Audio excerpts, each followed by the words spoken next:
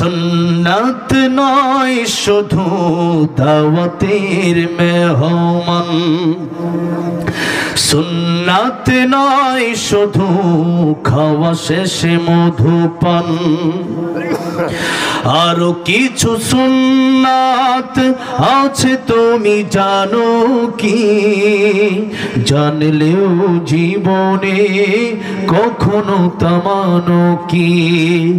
সুন্নাত শুধু নয় বকরি চড়াতে যাওয়া, আর সুন্নাত হলো পাথরের আঘাত খাওয়া। ঠিক না ঠিক? মোহাব্বতে তার খালিদ মোর আলী আবু বকরের মতো পাশে থাকো কি? আরো কিছু সুন্নাত আছে তুমি জানো কি? জানলেও জীবনে কখনো তা মানো কি?